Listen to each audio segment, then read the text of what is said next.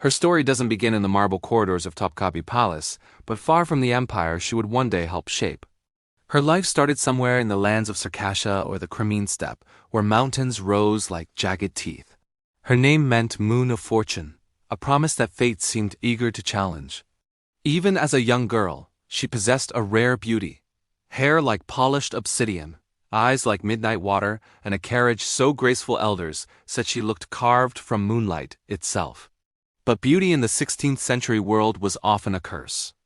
When she was taken as tribute to the Ottoman palace, her life ceased to be her own. She became part of an empire where women didn't inherit thrones, but shaped them through whispers, alliances, and motherhood. Inside the imperial harem, she quickly stood apart. She learned Turkish with surprising speed, memorized poetry, and demonstrated an intelligence that palace tutors noticed immediately. The harem wasn't a prison. It was a political academy, a battlefield disguised with silks and incense. Mahidevran understood this unspoken game better than most. She moved with quiet confidence, carrying herself like someone who sensed life would eventually thrust her into the center of the empire's most dramatic storms. When she was chosen to join the private chambers of Prince Suleiman, then governing Manisa, her fate intertwined with his. He wasn't yet Suleiman the Magnificent, but a poetic, idealistic young man. To him, Mahidevran was a revelation grace wrapped in tenderness. Their bond formed not from political calculation, but from genuine affection, something rare in a system built on cold duty. Many whispered that she had become his first true love. When she bore Suleiman a son, Şehzade Mustafa, her victory echoed through the palace halls. A prince was the most precious gift any consort could offer. It meant personal honor and political survival. Mahidevran believed she had secured a future for both herself and her child. The prince himself was extraordinary from the beginning. Disciplined, handsome, brave, and beloved by the Janissaries. Mahidevran lived each day with the fierce pride of a mother who knew she had brought forth a possible future sultan. For years, her life felt blessed. In Manisa, far from the intrigues of Istanbul, she and Suleiman lived like a small royal family. He recited poems to her in the palace gardens, and she believed she shared a place in the deepest chambers of his soul. But fate, which had once smiled upon her, now prepared to strike with a cruelty she could never foresee. It arrived in the form of a ship from the Black Sea, carrying a young woman whose presence would ignite one of the greatest rivalries the Ottoman harem had ever witnessed. Hurrem, known to the world as Roxalana. She arrived not as a polished noblewoman but as a slave girl with fiery red hair, laughter like silver bells, and eyes that shimmered with cunning intelligence.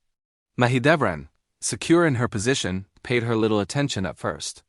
How could this foreign girl, inexperienced in courtly arts, ever threaten a woman who had already given the prince an heir? But Hurrem possessed an indomitable spark, something sharp, strategic, and intoxicating. And when Suleiman first laid eyes upon her, the axis of Mahidevran's world began to tilt. Suleiman's fascination with Hurrem grew with alarming speed. At first, it seemed harmless, a passing attraction. Mahidevran tried to ignore the whispers from palace servants. She tried to believe their bond, built over years, could not be shaken. Yet every night Suleiman spent away from her chambers carved a wound deeper than the last. Publicly, Mahidevran maintained her composure. But internally, a storm of fear, betrayal, and anger was swirling. The rivalry simmered, gathering heat each day. Hurrem proved herself a formidable opponent, learning the palace's customs with unsettling speed. She charmed not only Suleiman but his closest advisors, earning privileges Mahidevran had once thought belonged solely to her. As Hurrem rose, Mahidevran felt her influence crumble. The dignity she had once worn like armor now felt like a fragile shell around her breaking heart. The final blow came when Hurrem bore Suleiman sons of her own. Each new birth widened the fracture between Mahidevran and Suleiman until the distance felt as vast as the empire itself. Her pain twisted into bitterness, and in a moment of weakness, she lashed out. An infamous argument where Mahidevran physically attacked her rival became the turning point. Suleiman was furious. For the first time, he looked at her not with affection but with cold disapproval. After that day, her fall was swift and brutal. Suleiman severed his emotional ties to her completely. She was stripped of favor and influence. Hurrem filled the void entirely, becoming not only his new love but his political partner, and eventually his legal wife, a rare honor. Mahidevran was pushed to the margins of palace life. The halls that had once echoed with her footsteps now seemed to close in around her like a cage. But she was not defeated. Not yet. She still had Mustafa's pride, her joy, her purpose. As Suleiman ascended the throne, Mustafa grew into one of the empire's most admired princes. He was valiant, disciplined, and deeply loved by the military. Mahidevran clung to this hope. She poured all her remaining strength into shaping Mustafa into a noble, wise leader. Her son would restore her honor. Her son would protect her. But the palace, under Hurrem's shadow, saw Mustafa not as a rightful heir but as a threat. Hurrem's power depended on her own sons, and in the cruel logic of dynastic politics, two princes could not coexist. A future Sultan Mustafa meant the downfall of Hurrem and her children. Thus began a silent war of rumors, forged accusations, and political sabotage.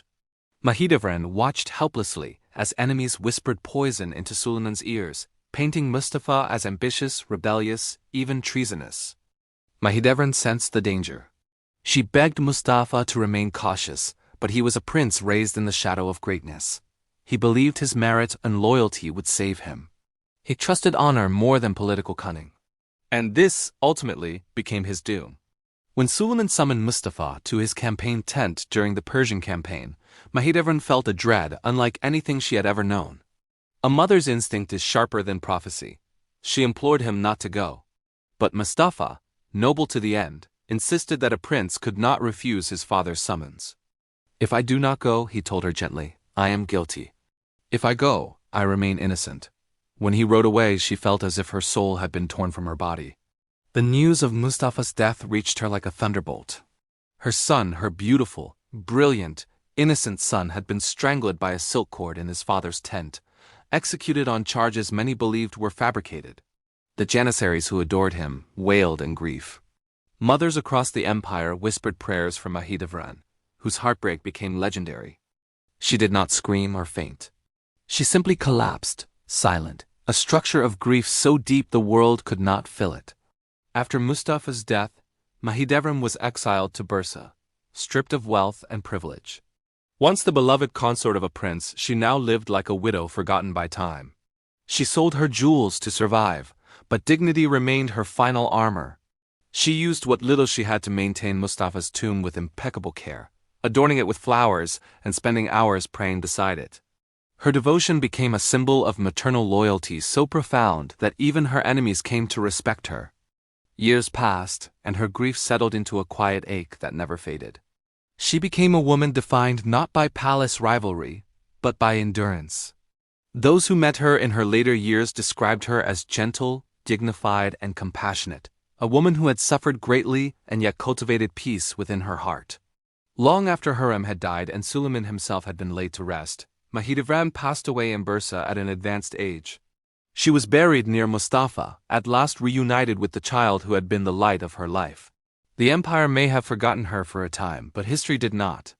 Her story looms as one of the most tragic in Ottoman memory, a tale of love lost, power taken, and a mother's grief immortalized in silence. Mahidevran Sultan's life was a poem written with tears and strength. She began as a moon of fortune, but became a woman shaped by suffering. She loved deeply, lost profoundly, and endured silently, leaving behind a legacy carved not into thrones but into hearts. For though she was never a reigning queen, her story remains one of the most unforgettable in the empire. As history, a reminder that behind the walls of power, the most devastating battles are often fought by women whose names are remembered not for crowns but for courage. Thanks for watching.